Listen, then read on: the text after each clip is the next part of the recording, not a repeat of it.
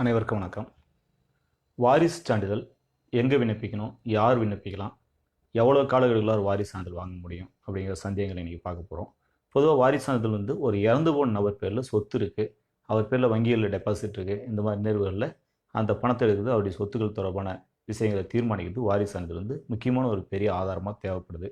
இந்த வாரிசு சான்றிதழ் பார்த்தீங்கன்னா இறந்து போனுடைய வாரிசுகள் யார் வேண்டுமானாலும் வட்டாட்சியர் அலுவலகத்தில் விண்ணப்பிக்கலாம். இப்போ ஆன்லைனில் விண்ணப்பிக்கலாம் அரசு சேவை மையங்கள் மூலமாக. விண்ணப்பிக்கக்குள்ள என்ன செய்யணும் அப்படின்னா, வாரிசுகள் அனைவருடைய பெயரையும் கட்டாயம் சேர்க்கணும். வாரிசுகள் எத்தனை பேர் இருந்தாலும் அவங்களுடைய பெயரை சேர்க்கணும். எந்த மதத்தை சார்ந்தவராக இருந்தாலும் அவங்க மத சட்டங்கள் படி யார் யாரெல்லாம் வாரிசோ அவங்க வாரிசு சான்றிதழ் விண்ணப்பிக்கிறதுக்கு உரிமை உண்டு. விண்ணப்பிக்கக்குள்ள என்னென்ன ஆவணங்கள் கூட வைக்கணும்னு பார்த்தீங்கன்னா, இறந்து போன நபருடைய இறப்பு சான்றிதழ் கட்டாயம் வைக்கணும். இறப்பு சான்றிதழ் கூட அவர் கடைசியாக வாழ்ந்ததுக்கான ஆதாரம், குடும்ப அட்டை, ஆதார் அட்டை, இந்த மாதிரி அவர் கடைசியாக எந்த இடத்துல வாழ்ந்தார் அப்படிங்கிறத நிரூபிக்கிறதுக்கான ஆதாரங்களை அந்த மனு கூட இணைக்கணும். இது எதுக்காக அப்படின்னு பார்த்தீங்கன்னா, ஒரு நபர் பல்வேறு இடங்களில் வசிச்சிருப்பார். அப்படியாப்பட்ட நேர்வுகளில் அவர் கடைசியாக எங்கே வசித்தாரோ, நிரந்தரமாக எங்கே குடியிருந்தாரோ அந்த இடத்துல மட்டும்தான் விண்ணப்பிக்கணும். அவருடைய வாரிசுகள் எத்தனை பேர் இருந்தாலும் அத்தனை வாரிசுகளையும் அந்த சான்றிதழில் காட்டணும்.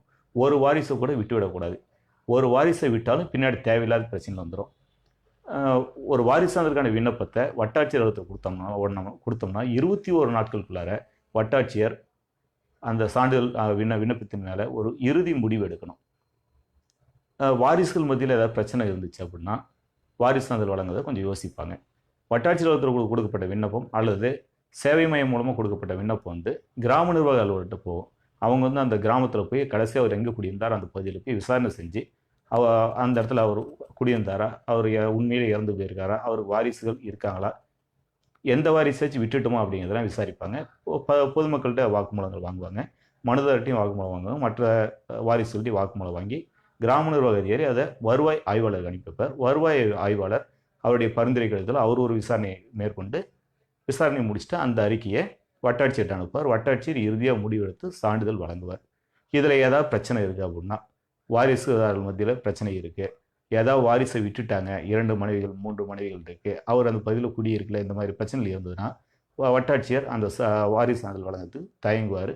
அந்த மாதிரி நேரங்களில் நீதிமன்றத்தின் உதவியோட நீதிமன்றத்தில் போய் வாரிசு சான்றிதழ் வாங்கின்னு சொல்லிட்டு மனுவை தள்ளுபடி செய்வாங்க. இதில் எந்த சட்டச்சிக்கலும் இல்லாமல் இருந்தால் வருவாய் கோட்டாட்சி தலைவர்கிட்ட மேல்முறையீடு செஞ்சுக்கலாம். சட்டச்சிக்கல் இருந்ததுன்னா நீதிமன்றத்தின் மூலமாக தான் வாரிசுதாரர்கள் வாரிசு சான்றிதழ் இறங்குரிமை சான்றிதழ் நீதிமன்றம் மூலம் உரிமையில் நீதிமன்றம் மூலமாக பெற வேண்டிய நிலைமை ஏற்படும்.